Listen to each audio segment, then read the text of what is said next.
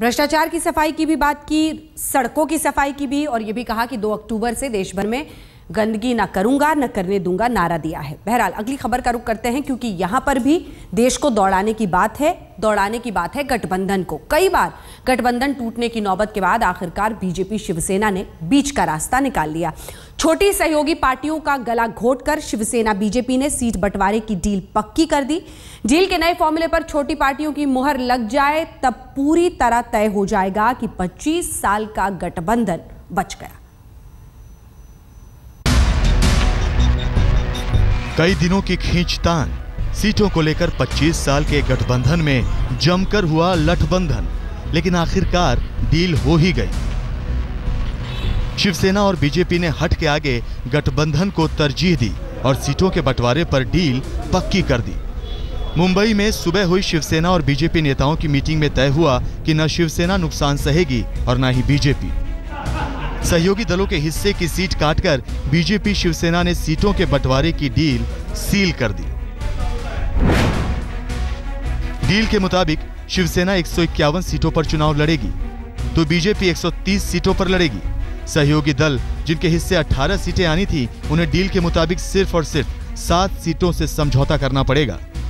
BJP और शिवसेना नेताओं ने साझा प्रेस कॉन्फ्रेंस कर डील का ऐलान किया, लेकिन आखिरी शब्द यही थे कि सीटों के बंटवारे पर एक नया फॉर्मूला आया है और इस पर गठबंधन के अन्य 4 सहयोगी दलों से बात होनी अभी बाकी है।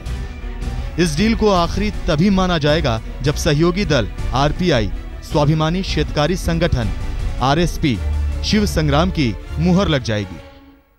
भारतीय जनता पार्टी और शिवसेना का अलायंस आगे चलते रहना चाहिए, ये मानसिकता शिवसेना में भी है, भाजपा की भी है।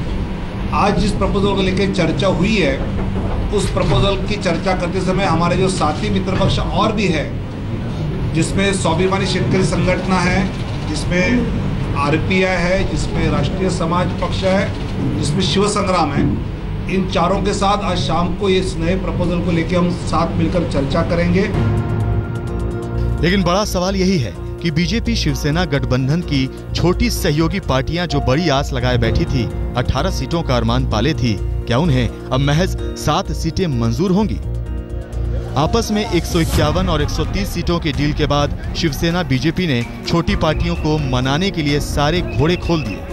उम्मीदें यही है कि गठबंधन भी सलामत रहेगा और जीत भी मिलेगी। शिवसेना भारतीय जनता पार्टी का गठबंधन रहेगा। महाराष्ट्र में हम एक साथ चुनाव लड़ेंगे। शिवसेना और बीजेपी का गठबंधन 25 सालों से बदस्तूर जारी है। लोकसभा चुनाव में भारी सफलता के बाद विधानसभा चुनाव में भी शिवसेना बीजेपी गठबंधन जीत का इतिहास रचना चाह रही है। लेकिन सीएम की कुर्सी की चाह में दोनों पार्टियों ने सीटों को लेकर खूब खींचतान की, लेकिन अंत होश ठिकाने आ ही गए। कांग्रेस एनसीपी गठबंधन को महाराष्ट्र की सत्ता से बेदखल करना है तो एकला चोलो का राग तो छोड़ना ही होगा। अमृता शेटगे, वीरेंद्र सिंह घुनावत और कमलेश सुतार के साथ साहिल जोशी, मुंबई आज तक।